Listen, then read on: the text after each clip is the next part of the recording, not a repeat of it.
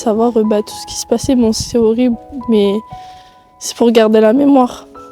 Nous sommes des élèves de Antoine de Saint-Exupéry d'Halluin. Nous sommes actuellement à Auschwitz-Birkenau en Pologne, dû à un voyage d'études grâce à la région. Alors là, juste avant, nous étions à la Judenrampe, là où les Juifs arrivaient depuis les différents endroits. Et nous sommes actuellement sur le chemin qui faisait pour arriver au camp Birkenau. Hop.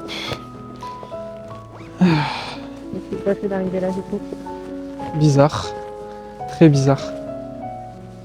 De se dire qu'ici il y a eu près d'1 million de morts, c'est choquant. C'est impressionnant de voir tous ces bâtiments, de voir tout ce qu'ils ont organisé pour tuer des juifs. On le voit dans les films et on le lit dans les livres. On peut se faire une image, mais on peut pas se rendre compte à quel point c'est vraiment juste immense en fait. Quand on regarde autour de nous, comment c'est impressionnant de se dire qu'ils ont fait tout ça en si peu de temps en fait. Qu'on voit arriver ici, la sélection se fait ici. Ceux qui sont destinés à mourir sont emmenés très très loin, puisqu'ils sont amenés au bunker 2 et au bunker 1. Il y a je sais pas combien de baraquements, il y a des tours. Je sais même pas comment ils faisaient dans des conditions atroces en fait. C'est pas possible, c'est pas imaginable de voir ça. Faut vraiment le voir pour le croire. Une fois dans sa vie, il faut vraiment le faire pour se rendre compte de l'horreur, de l'ampleur que ça a pris en fait, pour exterminer des gens. On voit, c'est leur WC en fait, où ils venaient à des horaires fixes pour faire leurs besoins et ils étaient entassés ici à 700 personnes. C'est déshumaniser les hommes et les femmes. Là, on était sur les camps de concentration et là, on s'en va sur les camps d'extermination. Ce groupe de femmes-là, dans quelques minutes, est assassiné.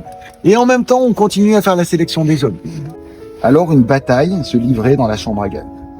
En même temps, certains se précipitaient vers la porte. C'était psychologique, la porte était là. Ici, on est sur les ruines d'une des chambres à gaz et de fours crématoires. Ils entraient dedans, ils se déshabillaient, ils enlevaient leurs affaires.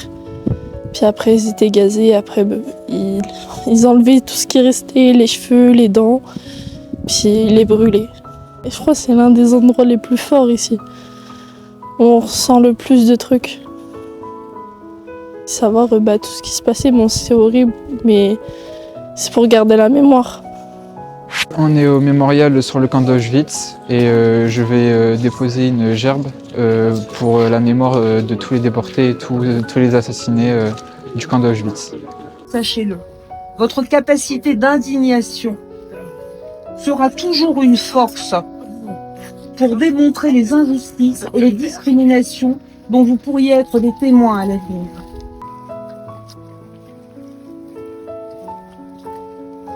Moi, ce qui m'a le plus marqué autour de ce voyage, c'est de voir l'immensité des deux camps, que ce soit Auschwitz 1 que l'on a visité hier ou Birkenau que l'on vient de visiter. Se dire que des centaines de milliers de personnes étaient là. Moi, ce qui m'a le plus choqué, c'est la sélection, parce que je vois pas d'où on peut penser qu'on doit sélectionner des humains. Tout ce qu'on voit en cours, c'est vraiment vrai. Ce qu'on le voit aujourd'hui, il y a des ruines et puis des preuves.